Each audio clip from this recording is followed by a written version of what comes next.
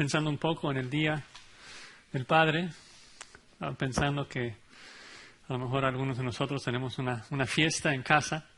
Digamos que tu padre, a él le encanta un pan dulce en particular. No sé de quién estaría hablando, pero vas a la panadería para comprarle un poco, pero la fila es larguísima. De hecho, es uno de esos lugares en donde tienes que tomar un tiquete, ¿no?, con un número y luego esperarse a que te llamen. Y es exasperante, es terrible porque primero quieres estar con tu papá, pero lo peor de todo es que estás esperando allí y estás observando y parece que está acabando el pan que necesitas comprar. Así que estás así exasperado, estás esperando pero afanado, ¿no? Y los nervios te ponen muy activo, súper activo. Estás mandando textos, estás haciendo muchas cosas, pero nada que ayude, nada que aproveche. Y tristemente, hay gente, hermanos, que espera el cielo de esta manera. No están seguros. Piensan que a lo mejor van a perseverar todas sus vidas creyendo en Cristo y luego van a llegar al cielo y Dios va a decir, tal vez que no. Como que se va a acabar el fruto del árbol de la vida, como si fuese posible. Viven con un temor terrible. Están, claro, muy activos, muy preocupados, hacen muchas cosas, evangelizan afanados, obran mucho, pero no obran de una manera que honra a Dios, porque Dios no quiere que trabajemos para ganar su favor, no quiere que trabajemos pensando de que mis obras van a garantizar mi lugar en el cielo. Esto, de hecho, le es ofensivo. Porque la salvación es un regalo, es un don de Dios, de acuerdo a Efesios 2:8. ¿Qué pensarías tú al darme un regalo si trato de pagarte de regreso por regalo? Es ofensivo, ofensivo. No, Dios quiere que nosotros con toda gratitud andemos en las obras que Él ha preparado antemano para que anduviésemos en ellas.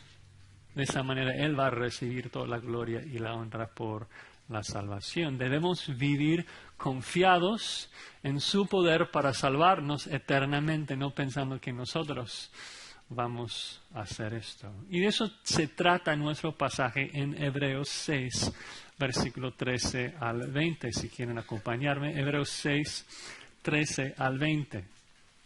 Y antes de leerla, quisiera ubicarnos un poco en el contexto. Recuerdan que hubo gente en este primer siglo, durante el tiempo del escrito, gente que estaba ya cansada de trabajar para Cristo. De hecho, el texto nos dice que algunos estaban tan cansados y tan temerosos de la persecución que incluso dejaron de asistir a la iglesia. El autor de Hebreos les escribe animándoles a mostrar solicitud y perseverar hasta el final, que su fe no se tambaleara, ¿no?, que no fuesen perezosos. En el libro lo que vemos realmente son dos formas, dos maneras en que el autor les anima a perseverar hasta el final, perseverar confiados en Cristo. La primera es a través de la exhortación. Y creo que es obvio cómo es que la exhortación nos anima a trabajar. Si uno está cansado, incluso dormido, ¿qué haces? Vas y lo despiertas. El descanso viene luego, ahora hay que trabajar, ¿no? Y la verdad es de que la carta tiene unas exhortaciones muy, muy fuertes. No importa lo que digas, no importa qué tanto tiempo hayas estado en la iglesia, no importa cuánta doctrina sabes, si tú no perseveras hasta el final en fe, es porque nunca fuiste salvo. Pero el libro también nos anima a perseverar a través de la exaltación de Cristo. Entonces, no solamente la exhortación, sino también la exaltación. Nos da un vistazo de las excelencias y las perfecciones de Cristo y lo que Él ha hecho por nosotros como sumo sacerdote. Porque el autor sabe de que si nosotros vemos la belleza de Cristo, pues vamos a estar con Él, vamos a querer estar con Él. Si observamos su poder, vamos a querer temerlo. Si vemos su soberanía, vamos a obedecerlo. Si vemos su compasión, vamos a descansar en sus brazos. Si vemos su supremacía, vamos a adorarlo. Así que presenta a Cristo para que le contemplemos, para que nos enamoremos de Él. Hablando de Cristo, el Hijo de Dios, el heredero del mundo entero, la imagen misma de su sustancia, el resplandor de su gloria, el creador y sustentador del mundo entero. Cristo, quien vino a este mundo, se hizo hombre para que pudiera vivir como nuestro precursor y después de ganar la victoria sobre el pecado, fue resucitado a la presencia de su Padre. Su resurrección garantiza nuestra salvación y estamos seguros en sus manos. O sea, el autor sabe de que si conocemos a Cristo, si contemplamos a Cristo, no vamos a acabar siendo perezosos. Y esa seguridad, esa certeza de saber de que estamos en las manos de Cristo y que esta realidad nos anima a trabajar es precisamente el contexto de nuestra sección. Lo vimos la vez pasada. Pero vean ahí el versículo 11, Hebreos 6:11. Hay 3 líneas muy importantes. Dice Hebreos 6:11. Deseamos que cada uno de vosotros muestre la misma solicitud hasta el fin. O sea, la idea es que quiero que perseveren en fe hasta el final. ¿Pero por qué? Dice, para plena certeza de la esperanza. O sea, quiero que tengan una plena certeza de su salvación. Pero luego la pregunta es, ¿por qué es tan importante estar seguros? ¿Por qué es tan importante tener certeza en nuestra salvación? Versículo 12, a fin de que el resultado de tener seguridad de nuestra salvación, a fin de que no os hagáis perezosos, sino imitadores de aquellos que por la fe y la paciencia heredan las promesas. La lógica va así. La solicitud produce certeza, que a su vez produce más perseverancia. Si muestras el fruto del Espíritu Santo en tu vida, tendrás una certeza profunda y plena de tu salvación. Y si estás seguro de tu salvación, entonces vas a trabajar en las cosas que realmente agradan a Dios, haciendo tesoros, no acá, sino en tu futura morada. Pero todo esto y todo eso, este argumento genera una pregunta. ¿Por qué podemos tener certeza de nuestra esperanza? ¿En base a qué? Si yo espero en Dios, ¿por qué puedo estar seguro de que seré salvo? ¿Qué tal si llego al final, pero Dios no me acepta? Y en una oración, la respuesta de nuestro pasaje es esto. Nuestra esperanza es segura porque está anclada no en nosotros ni en nuestras obras, sino que está anclada en la obra de Cristo y en el carácter de Dios, que ha jurado recompensar a sus herederos. Así que vamos a leer este precioso texto, Hebreos 6, versículos 13 al 20. Dice así la palabra de Dios. Porque cuando Dios hizo la promesa a Abraham, no pudiendo jurar por otro mayor, juró por sí mismo, diciendo, de cierto te bendeciré con abundancia y te multiplicaré grandemente. Y habiendo esperado con paciencia, alcanzó la promesa. Porque los hombres ciertamente juran por uno mayor que ellos, y para ellos el fin de toda controversia es el juramento para confirmación. Por lo cual, queriendo Dios mostrar más abundantemente a los herederos de la promesa la inmutabilidad de su consejo, interpuso juramento, para que por 2 cosas inmutables, en las cuales es imposible que Dios mienta, tengamos un fortísimo consuelo, los que hemos acudido para asirnos de la esperanza puesta delante de nosotros, la cual tenemos como segura y firme ancla del alma y que penetra hasta dentro del velo, donde Jesús entró por nosotros como precursor, hecho sumo sacerdote para siempre, según el orden del Melquisedec. Señor, damos gracias en esta mañana por tu palabra que consuela nuestros corazones. nosotros somos los que te hemos ofendido y a pesar de esto, no solamente nos has salvado, sino que ahora vienes para consolar nuestros corazones con esta promesa garantizada con juramento. Gracias, Señor, por quien eres y por lo que has hecho por nosotros. Pedimos, Señor, de que en esta mañana tu Espíritu Santo ilumine nuestras mentes para comprender las riquezas de tu palabra y que nos dé fuerza para obedecerla para tu gloria. Amén. Entonces, en esta mañana estaremos analizando este juramento divino. Veremos 3 aspectos del juramento que realmente consuelan nuestras almas al demostrarnos la inmutabilidad de nuestra esperanza. Primero, el autor nos relata el evento, cómo fue el juramento. Luego nos explica la razón, por qué es que Dios juró. Y finalmente, ¿por qué nos debe de consolar el hecho de que Dios haya jurado? Entonces, primero el evento, segundo la razón, tercero el consuelo. Primero, ¿cómo fue eso de que Dios juró? Versículo 13, el evento del juramento. Dice, porque cuando Dios hizo la promesa a Abraham, y uno a lo mejor piensa, pero ¿por qué va a usar a Abraham como ilustración? Bueno, si regresamos al versículo 12, en el contexto estaba hablando de que debemos imitar la fe y la paciencia de los que heredan las promesas. Y obvio, Abraham es mejor ejemplo de esto.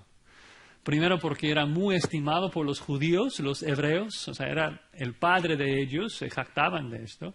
Pero más importante porque es una perfecta ilustración de alguien que perseveró creyendo en Dios a pesar de las dificultades, a pesar de que no recibió lo prometido de manera inmediata.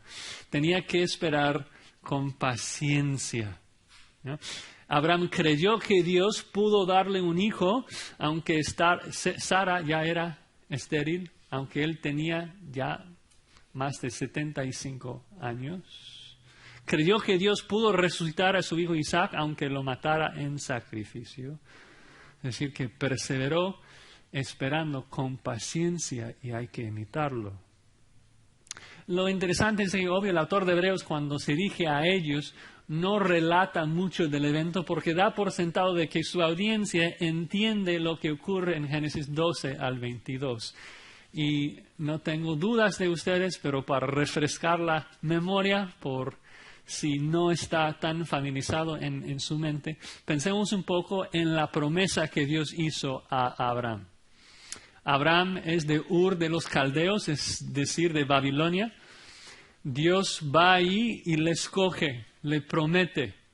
Promete no solamente darle un hijo, sino darle hijos como la arena del mar y como las estrellas del cielo, y que uno de sus descendientes iba a bendecir al mundo entero.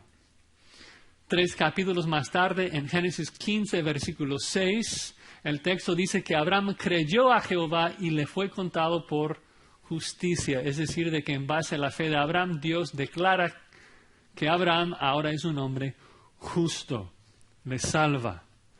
Y luego Abraham espera pacientemente unos 25 años, de 75 a 99, y tiene a un hijo, Isaac. Y lo primero que Dios pide de Abraham después de esto es ofrecerle en sacrificio, Génesis 22. Abraham persevera en fe a pesar de las dificultades, sacrifica a su hijo sobre el altar, y cuando Abraham hace esto, Dios repite su promesa nuevamente a Abraham, pero esta vez jura que lo va a hacer. Importante para empezar señalar el orden de eventos ahí, porque Santiago 2 también hace hincapié en esto, de que lo que observamos primero es de que Abraham creyó y le fue contado por justicia, es decir, que la salvación se basó en la fe que Dios dio a Abraham. Y luego, ¿qué pasó después? El resultado de su fe eran las obras. La fe que salva siempre es una fe activa que obra, Una fe genuina que salva hace cosas, así que luego cuando Dios le manda a sacrificar a su hijo, lo hace. ¿Por qué? Porque es el resultado de su fe activa. No es de que las obras de Abraham le salvó y luego tuvo fe, sino que tuvo fe y en base a esto luego obra. Y ese es el tipo de fe que nosotros debemos de imitar, no una fe muerta que nos salva, como escribe Santiago 2, sino una fe activa que se demuestra en acción, en nuestra confianza en Dios. Y regresando a Hebreos 6, el autor enfatiza ese juramento que pasó en Génesis 22, cuando dice, no pudiendo jurar por otro mayor, Dios juró por sí mismo. Ahora, nosotros como cristianos jamás debemos de jurar, entendemos esto. Pero si pensamos un poco en el juramento, en el mundo, o sea, ¿por qué es que el hombre jura?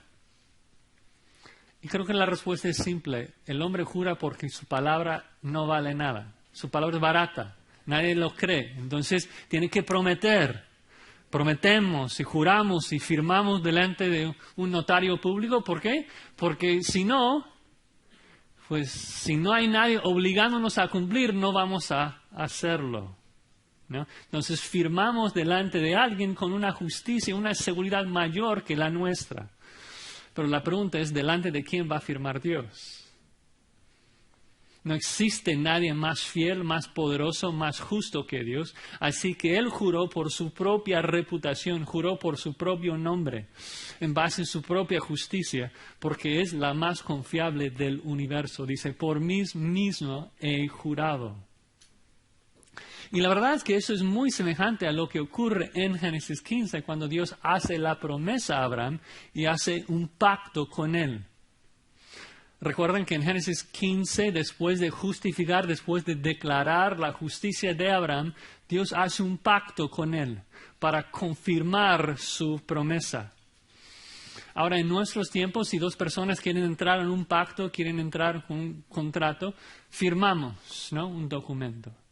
En el contexto del Medio Oriente, lo que hacían era matar a unos animales y luego partieron los animales y las dos personas que estaban entrando en un pacto caminaban por dentro de los animales divididos, básicamente comunicando, si yo no cumplo con ese pacto, que me quede así, muerto como estos animales.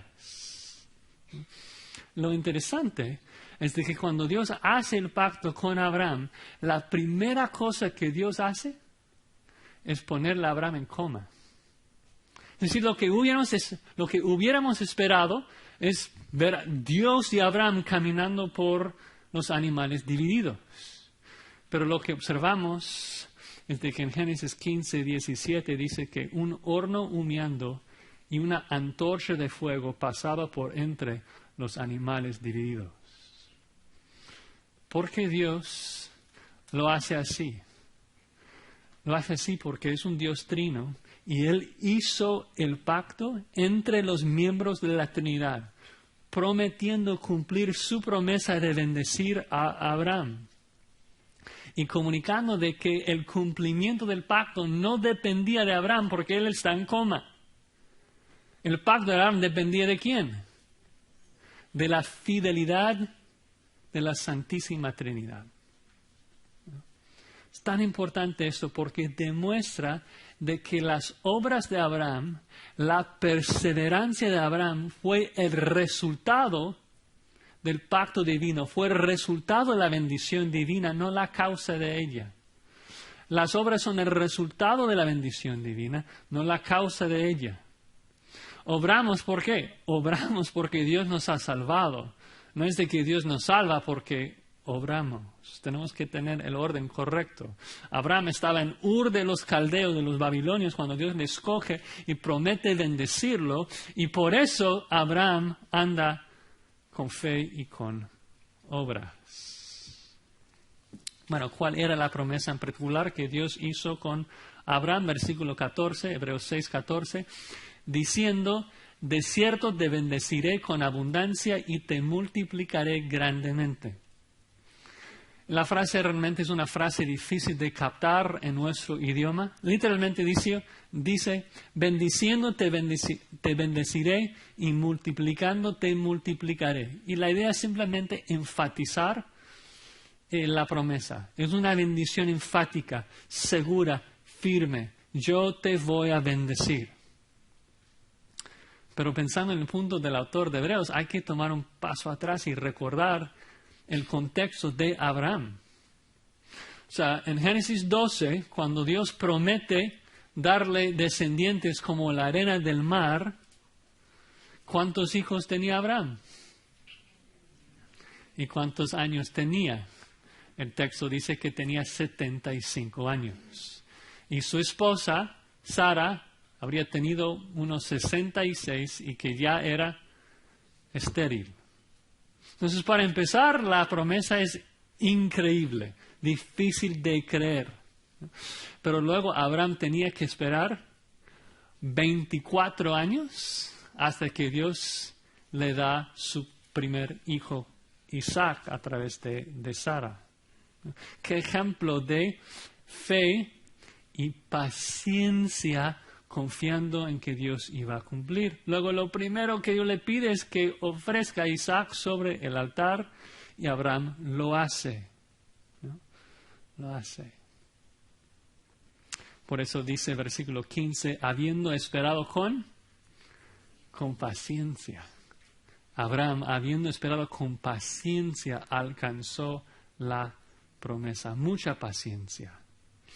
Y esperando, no así ansioso de, hoy no sé si Dios va a cumplir o no, sino esperando con paciencia, confiando de que Dios iba a cumplir. Pero ¿sabes qué? Aún después de recibir un hijo, no es de que haya recibido todas las bendiciones de la promesa. De hecho, Hebreos 11:39 es explícito, dice, todos estos, que incluye a Abraham, aunque alcanzaron buen testimonio mediante la fe, no recibieron lo prometido. ¿Por qué dice esto? Porque cuando Abraham muere, tiene un hijo. ¿Y cuál era la promesa? Vas a tener descendientes como la arena del mar, como las estrellas del cielo. Uno de ellos va a bendecir al mundo entero, que era Cristo, que no iba a nacer por 2000 años después. Pero Abraham murió creyendo que Dios iba a cumplir con cada una de sus promesas. Qué ejemplo para nosotros. Ahora, versículo 16, continuamos con ese concepto del juramento. Dice, porque los hombres ciertamente juran por uno mayor que ellos. Ya vimos esto. Si un hombre jura porque su palabra no vale, no es suficiente. Entonces jura a nombre de alguien mayor, de mayor confianza. Dice, y para ellos, o sea, para los humanos, en el mundo humano, el fin de toda controversia es el juramento para confirmación. En el mundo uno dice, lo voy a hacer. Y el otro dice, no creo. Me has fallado ya 1000 veces. No, pero esta vez sí, te lo prometo. Pero me has prometido ya 1000 veces. Pero no, esta vez sí, te lo juro. Y luego dicen un montón de otras tonterías que no vamos a repetir desde el púlpito, tratando de confirmar su palabra. Pero el punto es esto. Ya cuando llegan a ese lugar y juran, ya se acaba el argumento. No puedes hacer una mayor confirmación que eso. Claro que en diferentes culturas el juramento va acompañado a veces de sangre, de tinta, una firma, lo que sea. Pero el punto es de que cuando el hombre llega a esa máxima expresión de confirmación y jura, ya se acaba el argumento, ya llegamos al final. Y ese es el punto. Es exactamente lo que Dios ha hecho. Dios ha comunicado la firmeza y seguridad de que Él va a cumplir su palabra con la máxima expresión que nosotros pudiéramos tener y comprender. Dios no pudo expresar la certeza y la inmutabilidad de nuestra esperanza con más seguridad. El juramento es lo máximo en el mundo, en la esfera humana. Cuando llegas ahí, ya no puedes pasar. Dios ha jurado. Y pensando un poco en el libro de Hebreos, pues nos viene a la mente de que eso no es la primera vez que Dios haya jurado. El libro hace mención de otro juramento. De un lado, hemos estado viendo el hecho de que Dios jura bendecir a los herederos de la promesa, jura bendecir a los creyentes. Pero Hebreos 3, versículo 11, dice, juré en mi ira, no entrarán en mi reposo. A causa de la incredulidad, todos los que rehusaron creer en Dios, Dios dice, jamás entrarán en mi reposo. Eso da terror. Y te puedo decir, amigo, que no conoces a Cristo. La misma firmeza, la misma seguridad, la misma certeza que aplica a la promesa divina, aplica también a ti. Dios ha jurado, si tú no crees en Jesucristo, irás al infierno. Es seguro. Dios no puede mentir. Dios lo ha afirmado. Dios ha jurado. No puede haber excepciones.